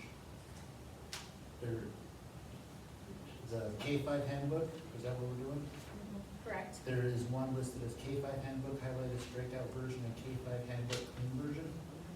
I would encourage you to amend your motion to the clean version, because there are two listed. Okay. But they are the exact same document. Right. Just one's clean, yeah. But if we approve, we could approve the striked out. It's just the wording of the motion. So I had a first from Stacy and a second from Mike to approve the elementary handbook clean version. Any questions from the board?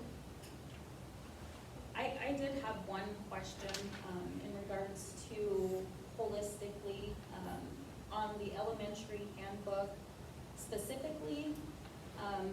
It says that the Title IX coordinator is the superintendent. And I believe that the other handbooks had other names listed. I just got the high school one that I haven't approved yet for my son. I just got one said Mr. Kinsey, and then I believe that the middle school said Mr. Mayhew. The coordinator previously was the past superintendent, and the Tyler coordinator will be me. Okay, so we have policies that are needing to get those updated, and the website that needs to be updated of who is going to be the Title IX coordinator for our district. Okay. All those in favor to approve the elementary handbook clean version, say aye. Aye. All those opposed, same sign. That handbook passes.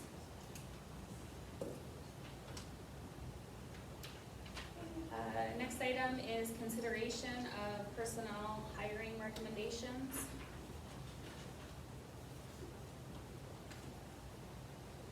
We have Hayden Green, tech assistant, Kaylee Hibble, high school professional, paraprofessional, Rachel Walzeth, high school paraprofessional, Denise Kuntz, primary daycare aide, Sherry Ridley, primary daycare aide, and Heather Lumen, substitute. Any questions? I have a lot of questions, actually. Tech assistant, I know we were told previously we didn't need 3, so I'm just trying to understand why we're hiring another one. We don't have to. We don't have 3? I No, thought we had, There's 2. We have to, Darlene retired, so we just have one, correct?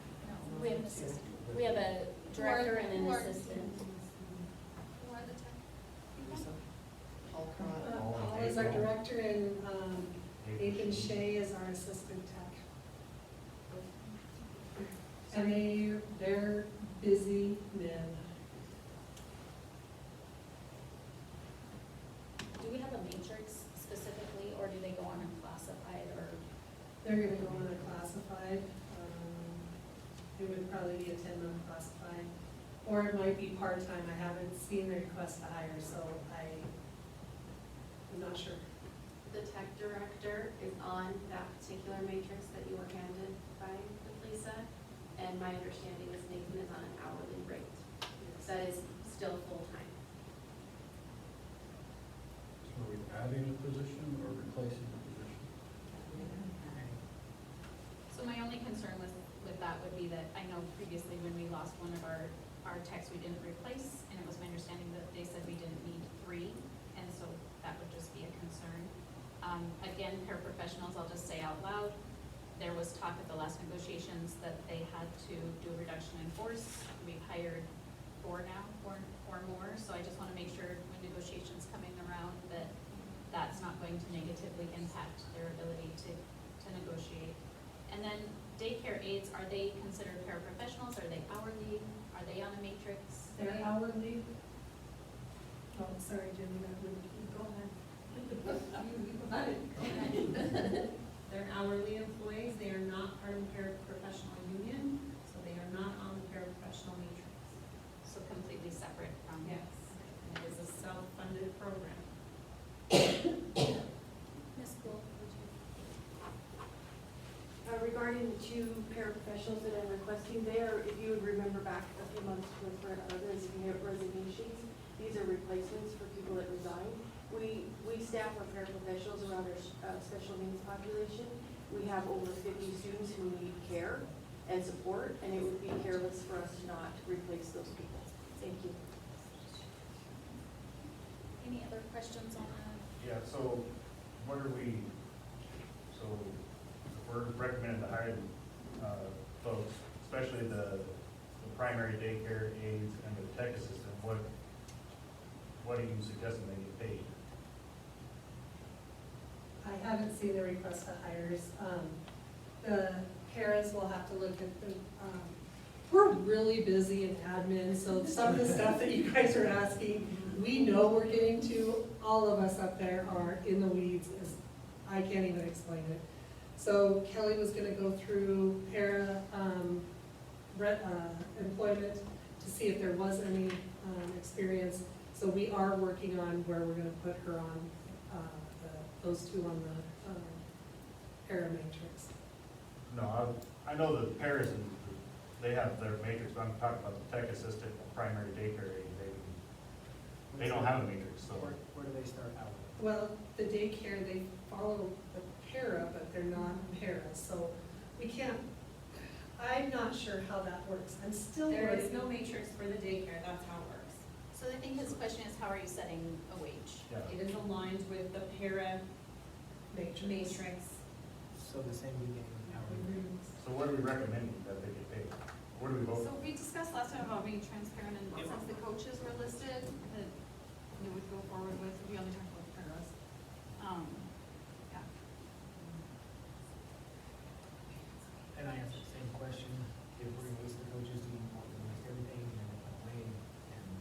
So, the, let me see if the background check, that's, I was just going to say. I have all the information on that as well. I came very prepared tonight. So Callie, you have her 5120 up there. Rachel actually did her background check March of 2026. So hers is cleared. I would have to do background checks on Caden and Sherry. Heather, hers was done. She's a sub. She wasn't approved at the last meeting with all of our other subs, but she was a sub in the past, so I don't need to background check her. And who am I missing, guys? I think that's Denise. Hers is up there in that 5120. And then I included the 5120 for the coaches that you guys approved pending background check. When they were board approved and their position is listed on the redacted 5120s. Knowing that the, Can I take it back up a Lisa for a second? I know the daycare's new. The daycare is run as its own entity. It doesn't take any school funds, federal funds, anything like that, no general fund money. What they make is strictly from the daycare, and it's a recruiting and retention thing. And they have to have a X amount of daycare workers for the child load that they have. So that's probably why. workers per child. Yeah. Right. So I just wanted to. So their hourly wage doesn't, the school doesn't pay their hourly No, wage? it comes directly from Jenny's daycare that she earns from bringing in. It comes from a parent's tuition that they pay the daycare for it to be open for their children. Knowing that these are definitely not just arbitrary positions, and these are all what the students need and our staff needs. And both of those daycare positions are replacing two people from last year. They are not new hires, they are replacements for people we don't have any longer. I'm moving to approve the recommendations for hire as presented. I have a first from Stacy, do I have a second?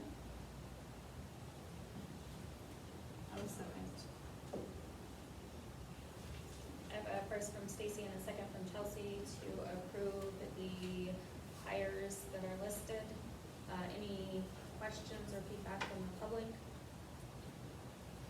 Any additional questions from the board? Yeah, so Hayden Green, we're recommending to hire, we don't know if we're getting paid yet. That's my understanding, correct?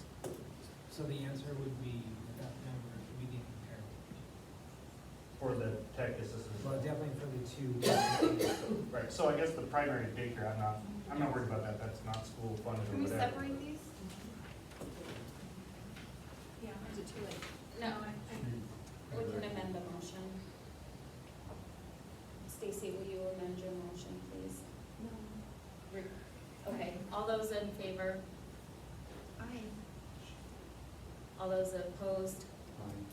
Aye. Okay, opposed. No. Charity, are you opposed? Opposed. The current motion? Okay, I'm opposed, so that motion fails. Okay, so now can I put another motion forward? Yes, please do.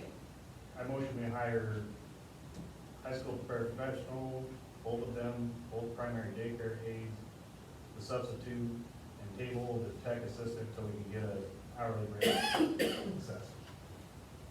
Okay, so Hopefully put that on. I don't think we can do that. So- It has to go on next board meeting.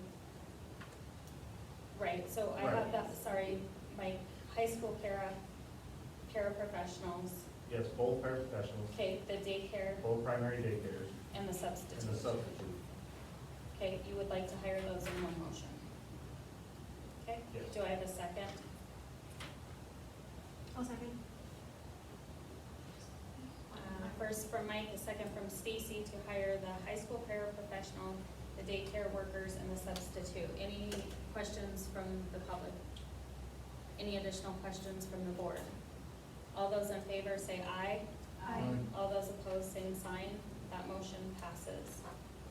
And now I will take a motion to table the tech assistant. I motion to table the tech assistant so we can find out the hourly rate and hopefully have that discussed on Monday with all that other game stuff. I'll second? Was that you, Charity, or Chelsea? Charity.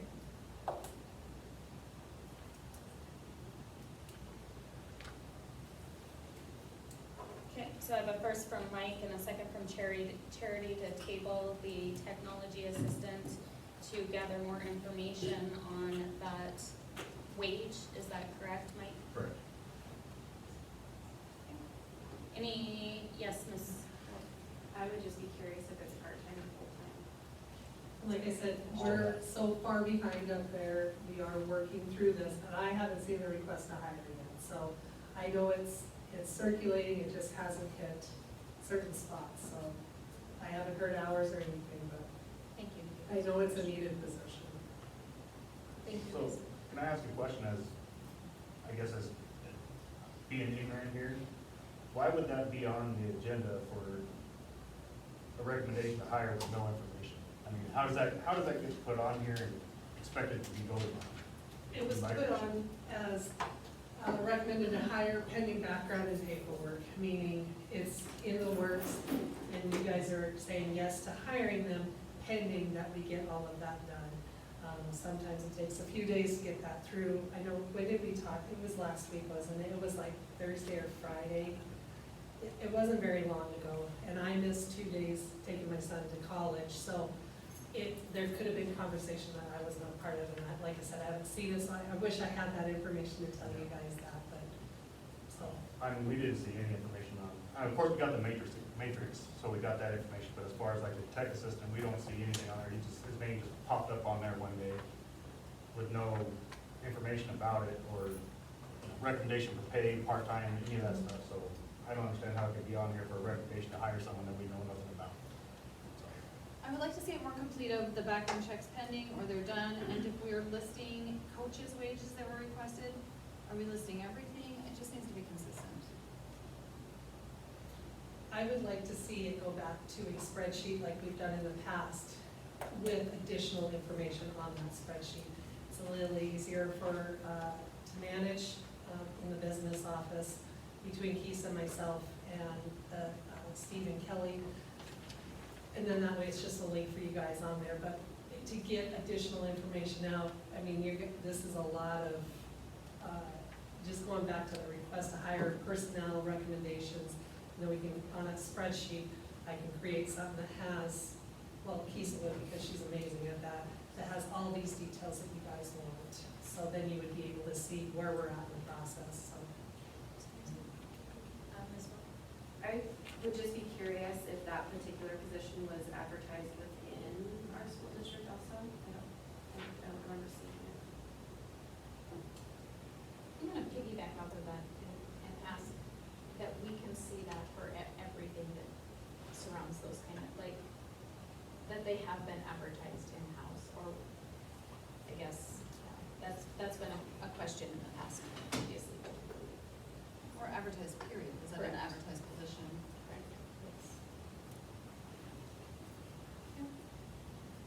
So I had a first from Mike and a second from Charity to table the technology assistant with additional information. I've had part-time or full-time, wages, and whether or not it was advertised within. Mr. Skidmore? I'm sorry, parliamentary procedure. The first vote failed, correct? No. Yes. Oh, yes, sorry. Okay. What way did you vote? on the first vote, Yeah. no. Okay. His motion needs to be annotated as a reconsideration of agenda item X, Y, Z. And then he can re-motion that now, and then another vote can take place. So, sorry. You just can't do No, another no, motion. thank you. I'm sorry. It just needs to be annotated in the minutes that you did a reconsideration of agenda item 9 with your stipulations.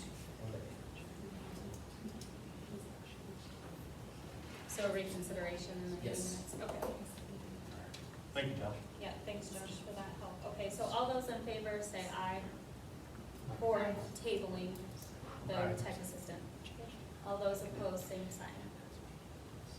Thank you guys. Thanks for your help on that, Josh.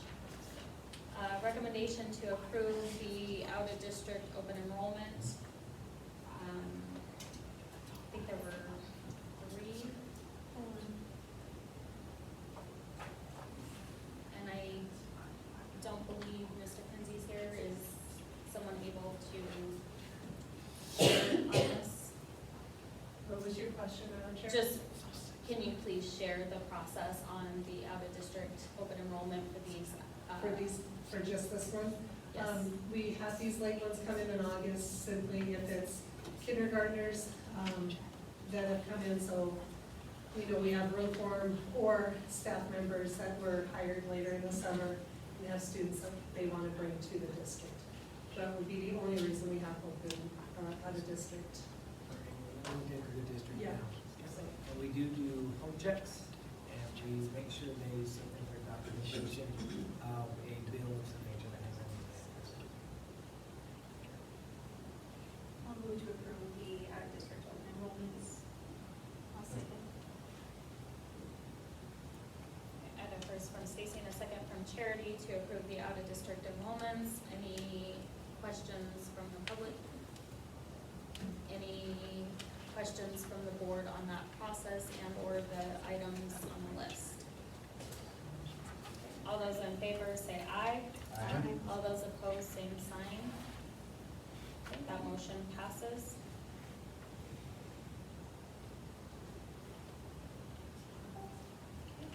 The next agenda item is under non-actionable, safety protocol handbook. This was a recommendation from a trustee, and Stacy, do you wanna provide any context around this? Yeah, I mean, I laid it out in my email. This is something that I've been working on since last fall when a student was injured. And, they could have been, were previously injured by the actions or inactions of, some people who were around the injury. And so it just made myself and other people in the community question, what is the safety protocol? What are coaches given, what training are they given, what forms are they given? So, in a nutshell, I'm asking that the board be able to review the district's, again, I can't stress how many times I've requested this.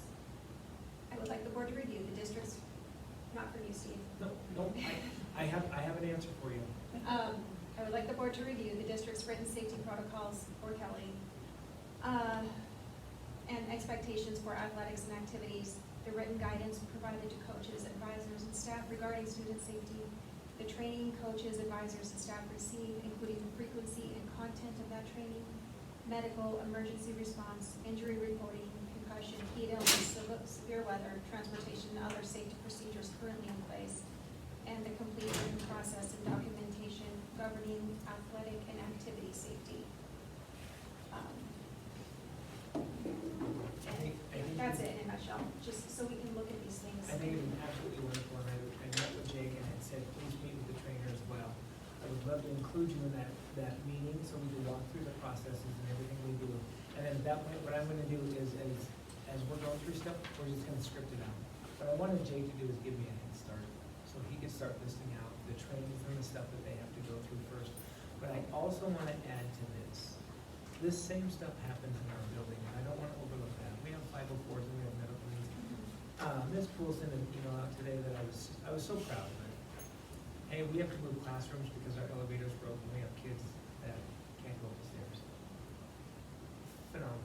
The same protocol that we use in the schools, the same that we use in the athletic field, and I just wanna make sure that they're all blended together.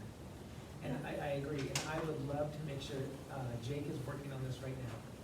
We are in the process.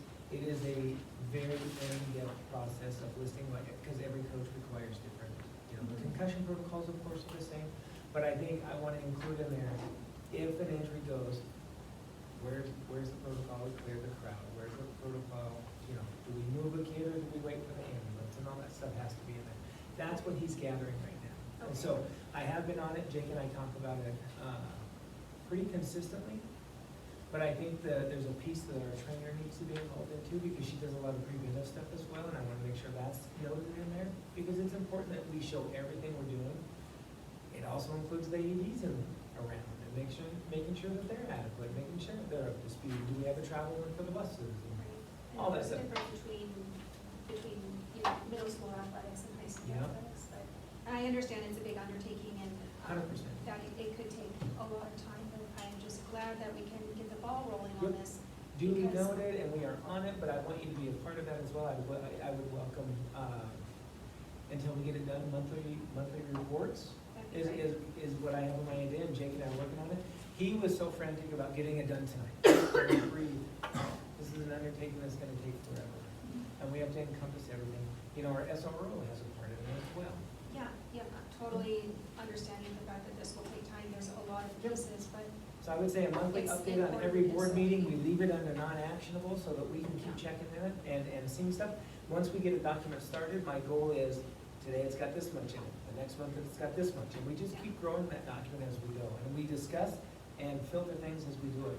and my email is posted, but I just want to read the final sentence, just for clarification, that this request is not meant to evaluate individual employees or coaching practices, but rather to provide the board with a clear understanding of the district's overall safety framework and determine whether additional guidance or resources would strengthen student safety risk and student safety and risk management going forward. So that is entirely the purpose of it.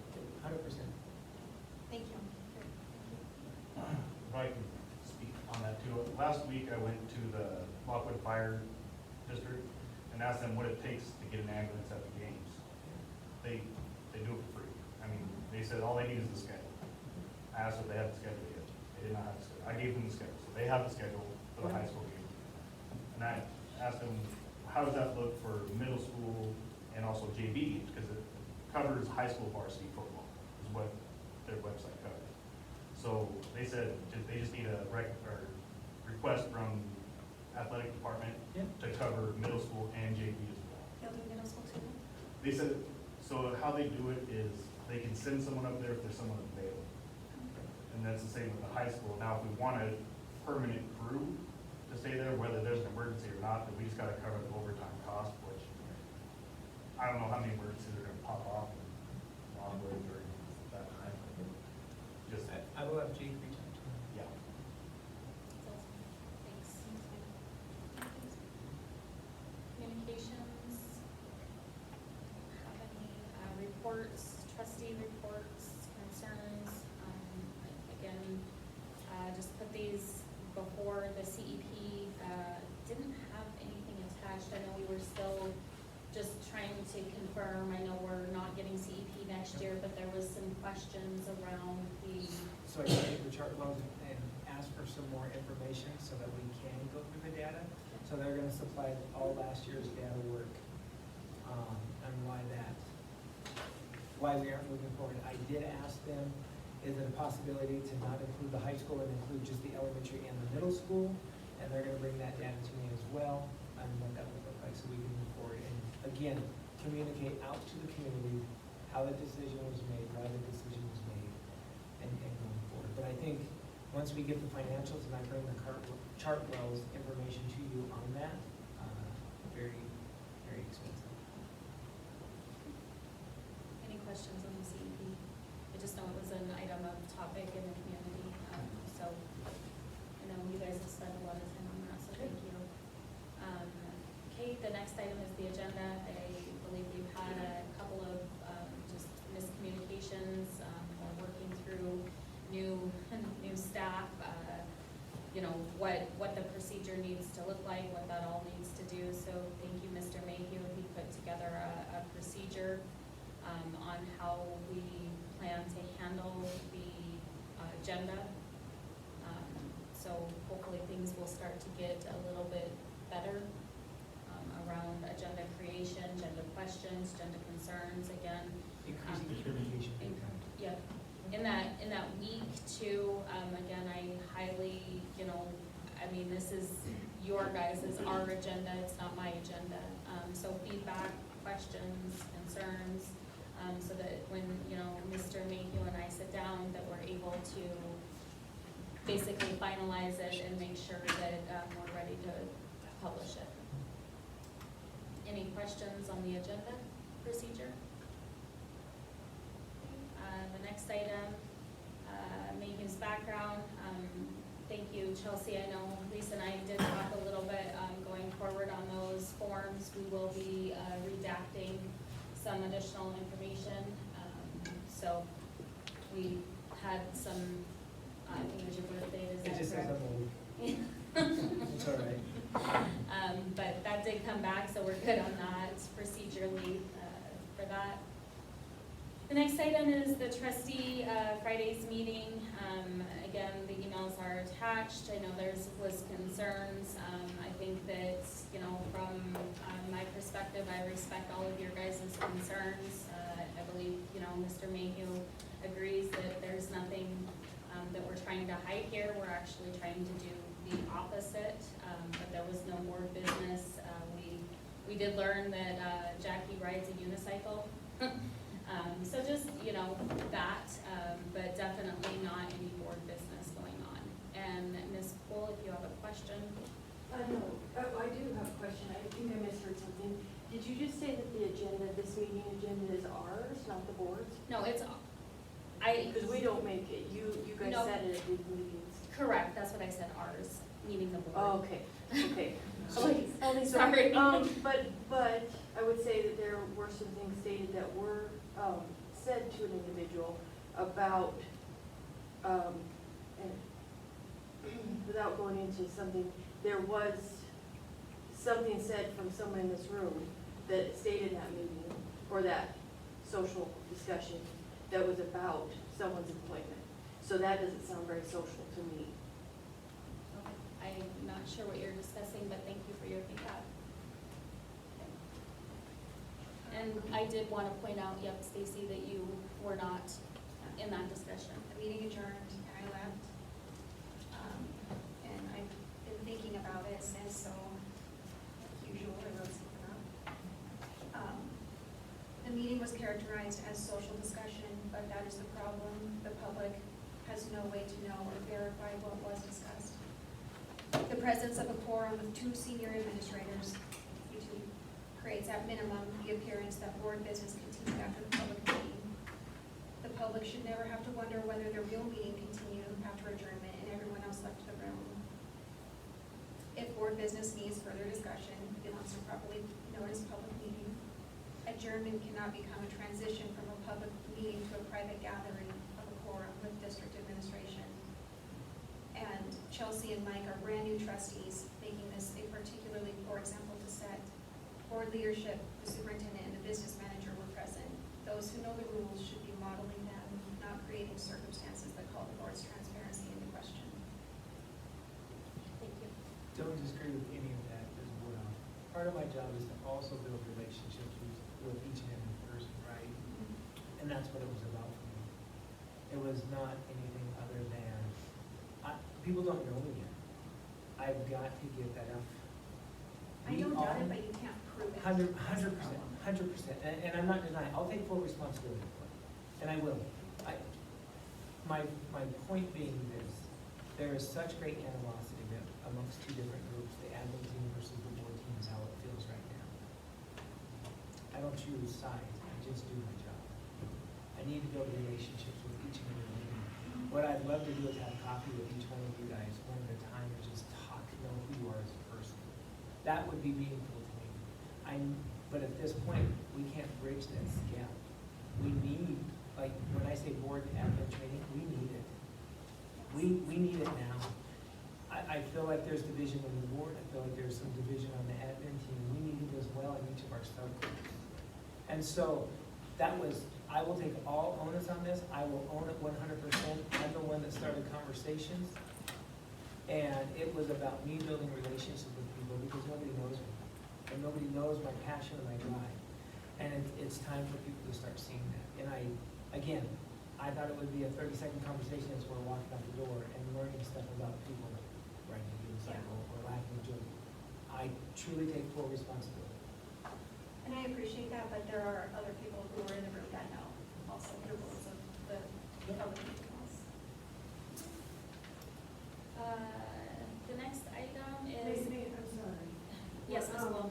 This, just one thing to point out is that, and I think it was said, but I understand this is not easy. I was a board member, it's hard to know when you can, but the number of people in that room that knew better, the only two that really, I feel like Ms. Seymour and Mr. Silvernagle coming on late are excusable for not knowing that. The rest had that training. We know we cannot have a social gathering. You can't have a fishbowl. You can't meet elsewhere. That's like number 101. And it's because it creates distrust. The perceptions, the optics on it. You know, and then what comes out of those meetings is said, we don't know if it's true or not true, but something was said that about someone's employment. That's not social. Like, that's just not social, whether it happened or not. But I wasn't in this room. I understand the door was unlocked. But what was discussed wasn't on agenda. It wasn't noticed. So it's a grave mistake, and it's one I get. I know it's hard. I did it personally. You know, I was in a small town when I did it. So I understand it. But we have golden gavels that we have people here that were trained with those golden gavels. That's the bare minimum training, and that's a bare minimum expectation that we don't have hidden meetings. I just respectfully, I appreciate that it's being on here. It's just very difficult to hear that this is a board admin. When I come up here, I am not coming up as an admin team. I'm not trying to buffer me and try to make my job a great job. I have students that we're protecting, and we have staff. It is not a board against, in my mind, where I stand with you. I do not stand here as an admin group against the board. We have teachers that are wondering what's going on. So when I come with those questions. We have students coming and talking about things. So please do not perceive, at least my role in this, that I am coming to you as an admin. I'm sorry, maybe I misunderstood you, but it is not a board versus admin. We cannot have a partnership. We cannot move forward. We can't even maintain what we're doing if we have an us against them mentality. But my stance on this is it is not an us against them. I stand for these students and our teachers and our parents, and I'm not standing for a certain subgroup of students or a certain subgroup of teachers. These students are exemplary students. I'm also standing for the ones that aren't here, are not aware, cannot speak for themselves, are teachers who are scared or not understanding things. So it is not an us against them where I stand with you. Thank you. Ms. Myers? I also want to add one other thing. We have a policy in our policy manual that we're directed to follow and take fairly seriously. It's policy 1520. We are not allowed to reach out and contact individual board members. That is not our role. That is the role of our superintendent. I respect that policy. I won't be reaching out to any of you individually. If you ask for a meeting, I will ask Mr. Mayhew if it's appropriate for me to meet with you and if he would like to be present at that meeting. What that means is this is the opportunity where we can, in accordance with the district policy, interact with you in a transparent fashion. I couldn't say more about what Gwen said. We don't do this for nothing. This isn't fun. All these special meetings, we're not required to attend, but we also care deeply about the district. And we want it to continue to be successful. So, Thank you. Any additional discussion from the trustees on the Friday's meeting? Next meeting agenda items, I have the budget, the tech assistant, the sub-handbook. Is there any other agenda items? Yes. Those are the ones. Okay. And on that, will we be ready to put those policies on the agenda for the Title IX coordinator update? For the districts and stuff like that. Do you want it as simple as a list of things that were changed? How would you like me to portray? I think the preference has been with the board to have it reflected the change. Can I make a suggestion of focusing on the budget and then we do policies? Yeah, we can, I think we have to, I mean, we have to. I'll do the title myself, it won't take Yeah. 5 seconds, it's a matter of, Great. I'll change the website, I'll change the paperwork. Okay. And then other policies agree, but that was one that is important to get updated with the correct information ASAP. Ms. Poole? Yes, just for an agenda item, I do have an invitation to the board from our student council advisor to come and observe their parliamentary procedure. They're experts in it, the amount of growth that those students have made. So you are more than welcome to set up a time where you can fishbowl, watch them work in the local government. Thank you. Is there times, Yeah, Ms. there's Poole? just- Sorry. Yep. Wednesday. Yeah, We okay. meet Wednesday at lunch. Is that weekly or monthly? Weekly, unless we have a slow season, but right now with homecoming, it's Every week. Wednesday, what time? our lunch. I've not learned our new schedule yet. Neither do I, but I can look it up and get that to you. Do we contact you to do that, or do we, who are we contacting You would to set up? contact Mr. Mayhew, Okay. and get that information to him, and then we'll share that. I can answer that. I know where Can you're- I come to celebrate your boldness tonight? Mhm. Yes, thank you, Emma, for stepping in. Any other agenda items that we need to have listed? Okay, sounds good.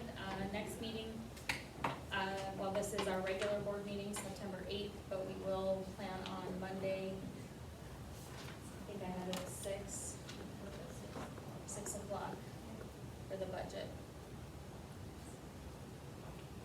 And then September 8th, 2026. Do we want to, just as a question, the training? Do you want me Do- to, I'll contact, Deborah. first Deborah. and I would Madeline. like it sooner than later. Yeah, I'll contact her tomorrow and get possible dates. Okay, And then from there, we can choose, perfect. and we're evenings, right? Yep. Any other items? And Robbie, we will definitely put student council back on in the September meeting.